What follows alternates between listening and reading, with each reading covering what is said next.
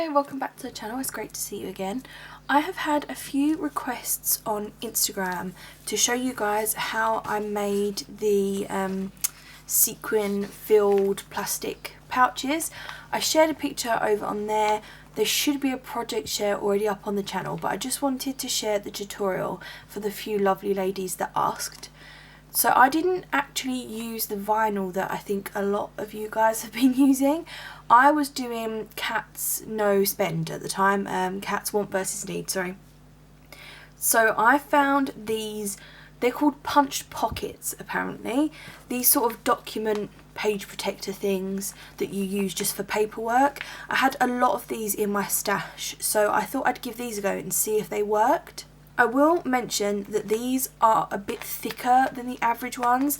I think these are from Tesco a little while ago. I picked some up ages ago just because they were on offer, and when I got home I realised that they were this thicker material, which might explain why they were a bit more expensive to begin with, but it is well worth, if you can find them, getting some of the thicker ones like this, because the thinner ones do tend to tear in the sewing machine. Apologies for any road noise, my windows are open again. So yeah, these are what I was using to make the pockets.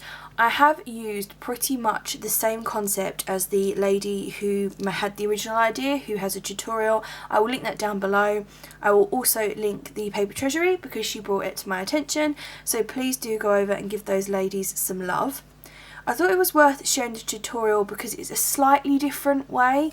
I've seen a few people make them and stuff sequins inside, which is great, but I know a lot of people don't like them to go everywhere when they open their mail. So the ones that I've made, you will have already seen the project share. The sequins don't come out when you tip it up. They're sealed inside the plastic. So to do that, you will need one of these A4 page protectors. I'm sure you could actually use the Project Life page protectors as well, just these are much more inexpensive and I had some in my stash. So the only other thing that I should probably mention is that there is a maximum size you can make these, obviously, because you're using both sides of the page protector. The biggest you can make, let me just show you, and then you'll need this bit to flap down. So this is going to be the biggest pocket that you can make. You could make smaller, but for now I'll just show you the biggest one. So you want to fold, just so that you know where you're working, you want to fold it up to where you want your pocket to be. So the top of my pocket will be here, and make sure that you have enough to fold over to be the flap.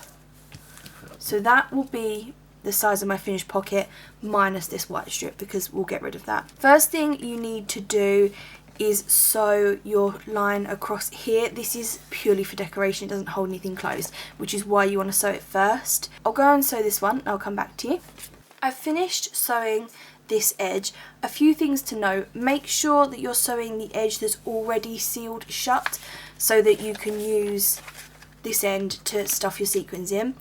Also, I've back stitched at the edges slightly so that it shouldn't come undone, and you want to make sure that you're sewing inside the already fused part. It's up to you whether you want to cut off the already sealed line or not, it's personal preference, but I would sew inside that definitely so that you're sewing up to where your sequins will go. I have already made a little sequin mix for this.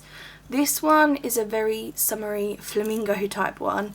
I've got a mix of sequins in here, all different ones. So some flamingos from, I think, the factory shop, some giant iridescent discs from Home Bargains. I've got all different AliExpress sequins in there and everything. So you just want to pour it into the top and make sure that it stays in this section. So you only want it to come, so you want to pour it in, make sure it's all the way to the bottom and stays in this folded part.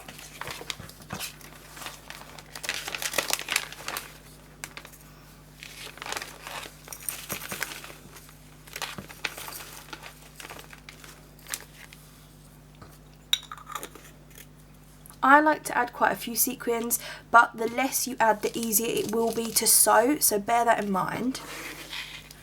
Fold this back over There you go. So you want it like this.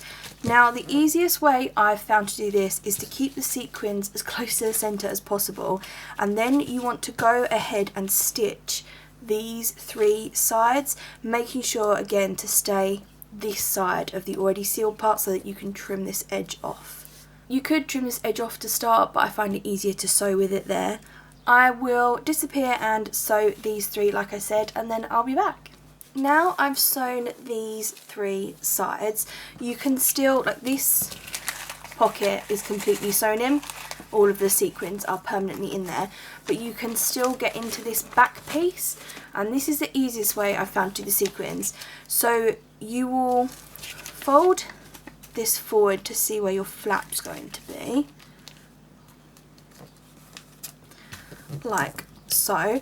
You want to make sure there's room to stitch across the top to hold the back piece of sequins in, and then you can add more sequins into the flap and sew that shut as a separate piece as well. You don't have to do it this way, but it's the easiest way that I've found personally, so that's the way I'm going to show you guys. So the next step will be to fill this back piece with more sequins. Where have they gone? There you go.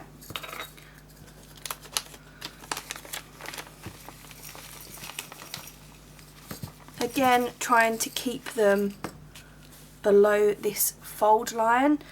There's a few left. I think that's enough for the flap. Yeah, I think that's about perfect. So leave those in there. As you can see ever so slightly, where the fold is, the crease, sorry, there's a slight gap between the crease and then this piece. You want to sew along there and then along here as well. I'll go and do that because I think that's going to be the easiest way to show you, and then I'll be back again. Right, slightly different way I'm going to show you because I forgot to mention something. So facing this way still, I have stitched this line. It's not through the front flap is still open, still has the sequins inside, so it's just the back part that you're stitching. You just want to stitch just below the crease line so that the pieces in the back, so these sequins, are now completely sealed in as well. So the front is all sealed in, the back is all sealed in. Now we just need to work on the flap, which will fold forward like this. To make the flap, I tend to have the angled edges just like she did in the original tutorial. So I need to trim this white piece off here. Make sure not to go too close to the stitching because you don't want to undo what you've already done. So that is your pouch. Then you need to trim the little parts off here. I tend to either, I'll show you the way that I usually do it. You can use a tag, let me see. You can use a tag if you've got one big enough to work out the little edge, but I don't think I do. So what I do when it's too big for that is I eyeball it on one side. So I know I want it to go in sort of to there, right? Then the bit that I cut off, which is here, I just use as a template on the other side so that they match. So I'll hold that in the corner, and that will show me where to cut this one so that they look the same. There you go. I'm not sure how well you could see that, sorry, but now you can see that they're both angled at the edge. Next thing, you want to stuff this part with sequins, but you want to be stitching on the back, because when you fold it back round, turn it back round, sorry, when you fold it down, this is the side that you will see, this is the side that you will see the stitching. So you want to make sure you are stitching on this side, on the back side. What I tend to do is go ahead now and stitch these 3 sides, then I will stuff it with sequins and stitch this one. So I'll stitch these 3 like I said and come back again. Those 3 sides have been stitched now, making sure to stitch them on this side, so that, like I said, when it folds this way, so the crease will be just in between these 2 stitched lines. When it folds this way, just need to crease that line a bit better. Doesn't want to stay. There you go. it will look like this. So the final step is to stuff this top bit with some sequins and just sew it closed. Here are my last of the sequins. The other ones that I made, I stuffed full of sequins, like really full, and although it looked great, they were much harder to sew, so if it's your first time giving it a go, I would suggest using less sequins. But there you go, that's all of those in there. I'm not sure if I want to add, seems like all the tiny hearts have been kept for this bit. I'm just going to add a few more of the different coloured sequins to this bit, and then I will stitch across the top and come back to you. This is your finished pouch. So I added a few more bits into the flap up here, and it just folds over like this, and that's it finished, except the closure on the front. There are a few different ways you can close it. I have used Velcro dots before, so one on each side, close like this, and then I put a bow in the middle. You could add anything on here for decoration, really. To add the bow, I actually hot glued the bow onto a split pin. Let me see if I can find one. So there's all different ones in here, all different split pins. I just picked out a pink one. This one's orange, but you get the idea. I picked out a pink one, and then I hot glued the bow onto the top of here. Pushed it through the centre of the flap, but just the flap, not the pocket as well, and that held that there quite nicely, and it meant that although you could see the split pin at the back, you couldn't see all the glue and everything, so that looked quite nice with the Velcro. You can use the original idea from the lovely lady that started all of this. She uses cardstock circles. These are just the ones I've got to hand, so excuse the fact that they don't match or anything, but she just put a smaller circle inside a bigger circle. Then you would punch a hole through the set. I'll show you actually. I won't add them onto this because they don't match. I need to look for some that match, but I'll just show you the basic idea, and you can obviously go over to her video and watch the full thing. So she just stacked a smaller one on top of a bigger one, circles, then pierce the centre. I'm using this all-in-one tool from the works, so just stab that through. Try to get my fingers, there you go. Then you would put the split pin through the centre.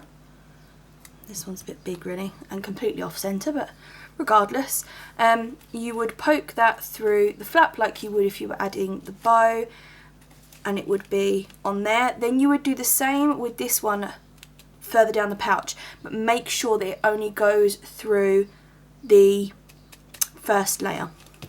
Sorry, my words aren't working all of a sudden. So you make sure that it goes through just the first layer, lining up with the one at the top. Once both of those are added in, you would add some string, tie it around the top one, and then you can just loop it back and forth, and it would hold it closed. You could, if you wanted, literally just add a peg on here. Just one that I've got on my desk.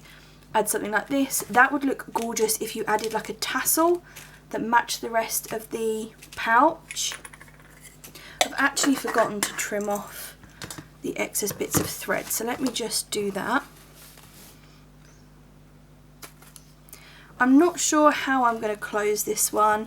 You would have already seen the two that I did. One of them I used the circle method, so it was like the cardboard loop method, but I used butterfly shapes instead of circles, so you can use any shapes. And then the other one, like I said, I used Velcro and then just put a decorative bow on the front. This one, I might just use the peg, not this one, but I've got some gorgeous ones that one of my pen pals sent me. Let me see if I can. So I've actually got this really cute little flamingo, and he would match pretty perfectly on there. So I might leave him on there, or I might add the front on, but I'm sure I will share the finished project on Instagram with you. So if you'd like to see it completely done with all the closure and bits inside, etc., do head over there and follow me. I am at Project Sparkle on Instagram. Also the same on Pinterest. This one doesn't actually have a home as of yet, so I might give this one away on Instagram or YouTube. So let me know if you'd like to win this. Let me know if you enjoyed this tutorial and if you'd like to see more of those. Please do like this video if you enjoyed it, subscribe to see my future stuff, and follow me over on Instagram. See you soon, guys. Bye!